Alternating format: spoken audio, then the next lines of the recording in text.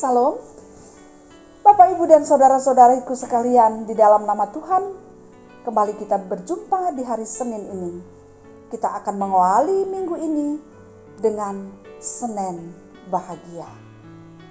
Oleh karena itu, kita akan mendengarkan firman Tuhan yang akan menjadi kekuatan, menjadi pegangan yang akan menuntun setiap langkah kehidupan kita, cara pikir, bicara, dan seluruh perbuatan kita. Kita mohon kekuatan Tuhan di dalam doa. Kita berdoa. Kuat kuasa Roh Kudus-Mu ya Tuhan, kami harapkan untuk mengajari, memimpin, dan membimbing kami ketika kami mendengarkan firman-Mu.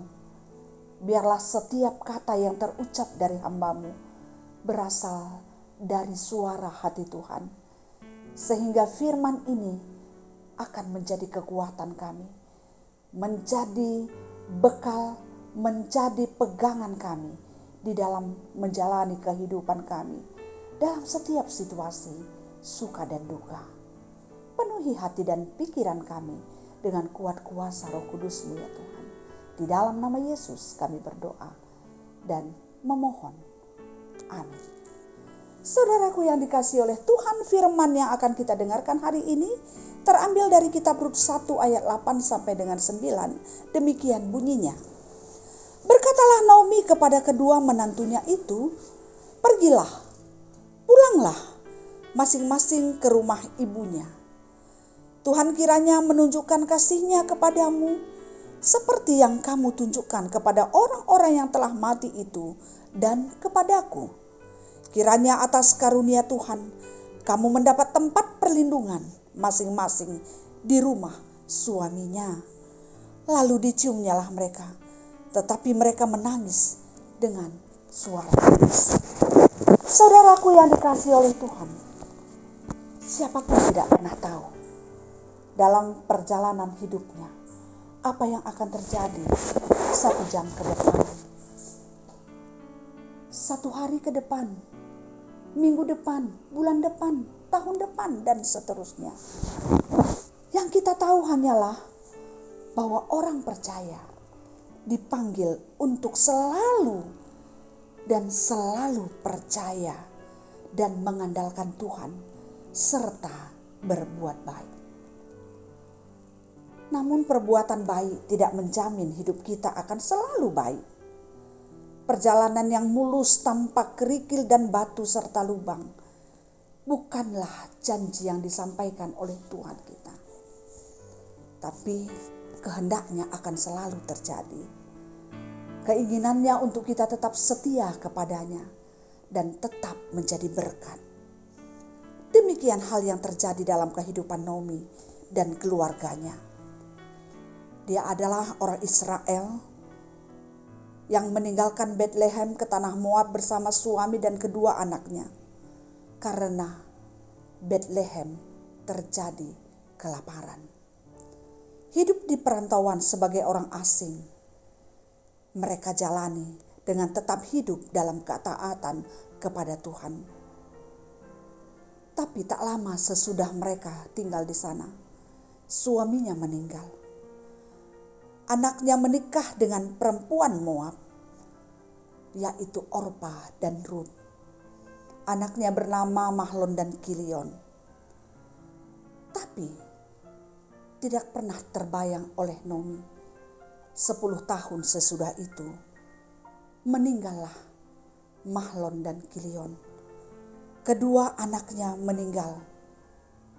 Dan akhirnya dia berpikir, lebih baik pulang ke negerinya. Dan itulah yang terbaik dibandingkan dia tetap bertahan di Moab. Maka disuruhnyalah menantunya pulang ke rumah orang tuanya dengan kata-kata yang luar biasa. Yang pertama yang dia katakan, kiranya Tuhan menunjukkan kasih setia-Nya seperti yang kamu lakukan terhadap yang sudah mati. Maksudnya adalah para suaminya Mahlon dan Kilion dan juga kepada dia. Kiranya Tuhan menunjukkan kasih setia-Nya. Kemudian kata yang kedua dia katakan, atas karunia Tuhan kamu mendapat perlindungan di rumah suamimu kelak. Saudaraku yang dikasihi oleh Tuhan, luar biasa Naomi, sosok ibu, sosok perempuan yang begitu tangguh, yang masih bisa bertahan dalam duka yang amat sangat dia rasakan.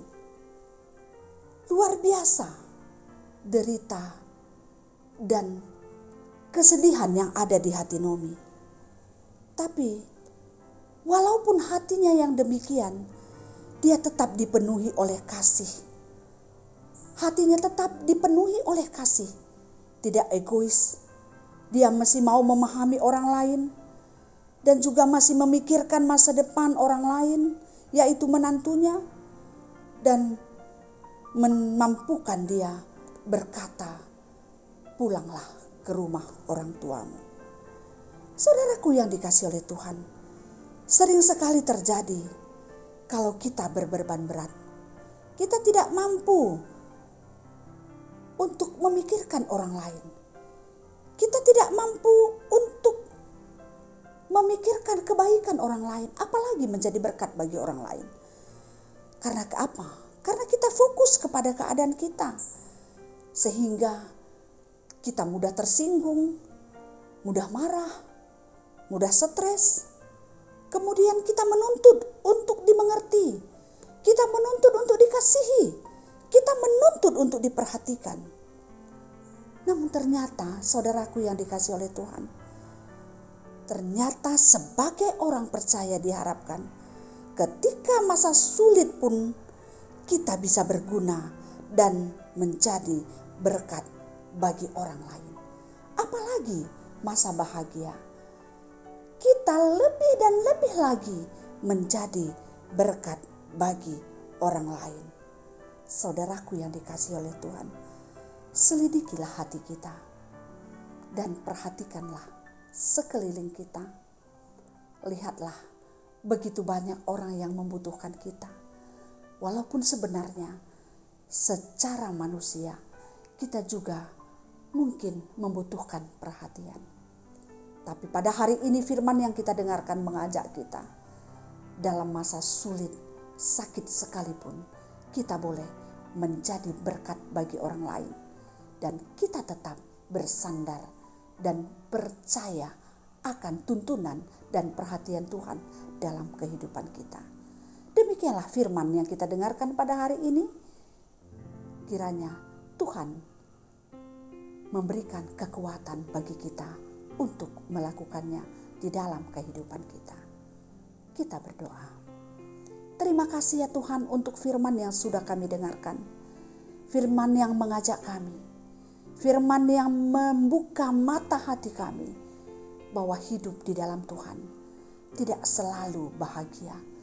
Tidak memiliki jalan yang mulus. Tapi banyak tantangan, gelombang dan derintangan yang kami rasakan.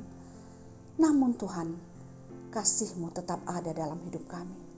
Oleh karena itu Tuhan mengajak kami, apapun yang terjadi, kami tetap percaya, kami tetap beriman dan kami tetap mengandalkan Tuhan.